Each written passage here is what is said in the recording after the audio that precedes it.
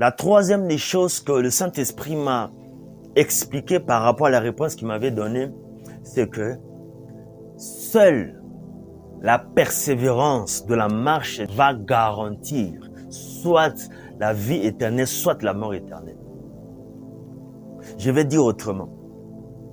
C'est-à-dire, c'est la persévérance de la marche qui va déterminer la finalité. Seule la persévérance, soit dans les biens, soit dans les mal, qui va garantir le lendemain d'une personne. Sa vie éternelle, bien sûr. Ce n'est que ça. Par là, qu'est-ce que je veux dire? Si tu persévères de rester, par exemple, dans le mal jusqu'à la fin, sache que l'enfer t'est garanti déjà en avance. Sache que ta destination finale, c'est l'enfer. Et si tu prends la décision de persévérer dans les biens, c'est à ce moment-là que le ciel t'est garanti. C'est par rapport à la persévérance de ta marche aujourd'hui qui va déterminer là où tu iras demain. Le Saint-Esprit est merveilleux. Et par rapport à ça, j'aimerais qu'on puisse lire un passage dans la Bible.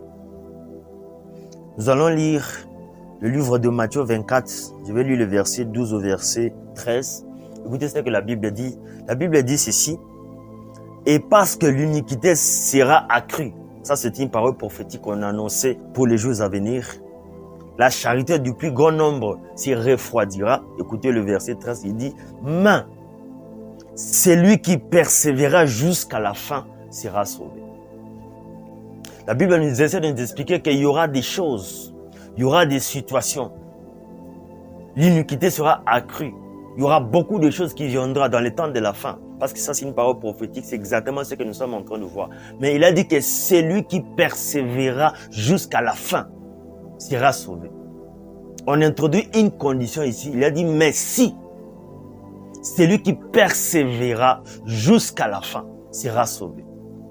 Donc, le salut, ça appartient à celui qui va persévérer dans les biens. Et aussi, de la même manière, la perdition sera accordée à la personne qui va persévérer dans le mal jusqu'à la fin. Ce n'est que ça. Nous devons savoir que Dieu, c'est un bon Dieu, c'est un bon Père. Dieu, ce n'est pas un dictateur, non. Lorsqu'il a créé l'homme, il lui a créé avec la liberté de faire ou de ne pas faire des choses. Il a créé l'homme avec une volonté. Donc, c'est à l'homme de choisir le chemin, le voie qu'il veut marcher. Mais au moins, le Seigneur, il lui montre les marches à suivre, il lui montre sa loi. Voilà pourquoi la Bible dit qu'il a imprimé au préalable dans nos cœurs ses lois. Et c'est aussi de la même manière, ta destination finale, c'est toi qui choisis. C'est par rapport à ta marche d'aujourd'hui qui va déterminer ta destination finale. Dieu, il laisse à l'homme l'opportunité, la chance, la volonté qu'il puisse faire tout ce qu'il veut. Par rapport à ma question, lorsque je me suis dit, aujourd'hui, lorsque je vais mourir, ou si le Seigneur viendrait aujourd'hui, ça sera quoi mon sort? Est-ce que je vais partir aussi? Ou je vais rester? Et contrairement à ce que moi je croyais, peut-être j'irai directement au ciel. C'est en tout cas ce que je croyais. Peut-être par rapport à ma marche, je me disais que moi je vais partir. Mais le Seigneur m'a répondu ceci. Si tu marches un pied dedans, un pied dehors, tu ne seras pas enlevé. Qu'est-ce qu'il voulait en réalité me dire? C'est que premièrement, le ciel n'est acquis pour personne. Il n'y a personne qui est sauvé en avance. Sache qu'aujourd'hui, tu peux être sauvé, mais demain, tu peux perdre aussi ton salut par rapport à ta marche. Et la deuxième chose, c'est que personne n'est déjà condamné à aller en enfer d'avance. Non. Pourquoi? Parce que le perdu d'aujourd'hui, ils peuvent être les sauvés de demain. Et la troisième des choses qu'il voulait expliquer par là, c'est que c'est par rapport à la persévérance présente. C'est par rapport à la persévérance de la marche d'aujourd'hui qui va déterminer ta destination finale. Dieu m'a jamais parlé ainsi. Je ne sais même pas pourquoi je l'avais posé des questions. Le Saint-Esprit est bon. Bien-aimé, c'est tellement important de ces choses. Pourquoi? Parce que c'est la vie éternelle qui est en jeu. Combien de gens aujourd'hui, combien de prédicateurs aujourd'hui, ils nous prêchent ces choses. Ils disent que oui, Jésus a tout accompli. C'est vrai que Jésus a tout accompli. Mais il y a la part de responsabilité de l'homme.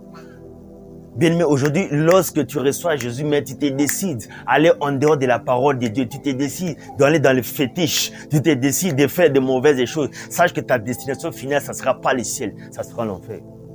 Lorsque tu te décides à ne pas suivre le voie du Seigneur, bien-aimé, tu seras perdu. Aujourd'hui, lorsque tu te décides de ne pas te dépouiller, je parle de dépouillement interne et externe. Aujourd'hui, lorsque tu ne te décides pas de ne pas marcher dans la sanctification, bien aimé, ta destination, ce n'est pas le paradis, mais c'est l'enfer. La Bible dit que sans la sanctification, là, on parlait déjà aux personnes qui ont Jésus en eux. Ils ont dit, même si tu as Jésus en toi, même si tu as reçu Jésus, mais sans la sanctification, nul ne verra le Seigneur. Sans la sanctification, personne ne va voir le Seigneur, même si tu as reçu Jésus. Je sais que beaucoup de gens seront choqués, mais c'est ainsi. Lorsque nous lisons la Bible, on nous parle de toujours comment marcher dans les voies du Seigneur.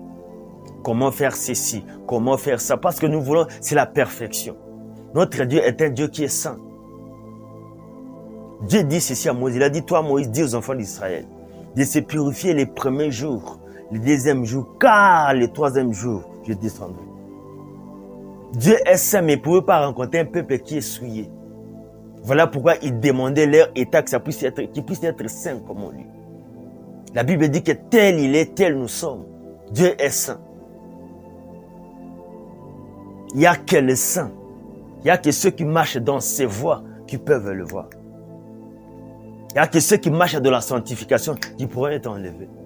Bien aimé, ces jours-là, lorsque la trompette sonnera, si tu n'es pas prêt, c'est-à-dire si tu ne marches pas dans la sanctification, si pendant ces moments-là, tu n'es pas avec le Seigneur, sache que tu resteras. Ce n'est que ça. C'est ce que le Seigneur essaie de me faire comprendre. Si tu es un pied dedans, un pied dehors, tu vas rester. Dieu veut avoir 100% de notre attention. Dieu veut une église qui est sainte. Une église qui marche dans ses voies, pas une église qui est un pied dedans, un pied dehors. Voilà pourquoi la Bible dit que si tu es ni chaud, ni froide, je te vomirai. C'est exactement ce que le Saint-Esprit était en train de m'expliquer. Bien-aimés frères et sœurs, le temps est mauvais. Le monde n'a jamais été aussi à la fin comme dans ces temps-ci que nous nous retrouvons. Persévère de la sanctification. Persévère de la marche avec le Seigneur. Bien-aimés, c'est possible que dans ces temps-ci, nous puissions marcher dans la sanctification. C'est possible. C'est possible que dans ces temps ici, nous ne puissions pas nous connecter avec le monde. C'est possible, bien-aimés. Lorsque Dieu dit que nous devons marcher dans la sanctification, c'est-à-dire c'est possible qu'on puisse marcher dans la sanctification. Parce que c'est ça la condition pour être enlevé. Jésus a fait la plus grande part, mais aussi une petite part que toi tu dois manifester une volonté. C'est de décider de te déconnecter avec le monde et de marcher avec le Seigneur. De te dépouiller complètement et de marcher avec le Seigneur. Ça sera qu'à ce moment-là que tu seras enlevé. Sans la sanctification, bien aimé, personne ne verra le Seigneur. Matthieu 7, 21 nous a dit. Il a dit, c'est pas tous ceux qui disent Seigneur, Seigneur qui entreront tous dans le royaume des cieux. J'aimerais qu'on puisse lire encore pour conclure. Il a dit, ceux qui me disent Seigneur, Seigneur n'entreront pas tous dans le royaume des cieux. Mais, ça c'est une exception. Il dit, mais c'est lui la seule qui fait la volonté de mon Père qui est dans les cieux. Ce sera celui-là qui va entrer. Donc la garantie pour entrer au ciel, c'est seulement de faire la volonté de Dieu. Si tu as Jésus en toi, mais si tu ne fais pas la volonté de Dieu, ta destination finale, c'est l'enfer. C'est aussi simple que ça. La parole de Jésus a été tellement claire. Alors bien aimés, marchons dans les voies du Seigneur, marchons dans la sanctification, marchons dans le dépouillement. Ce sont ces choses-là, avec le Seigneur, qui vont nous garantir le salut éternel. Que Dieu vous bénisse.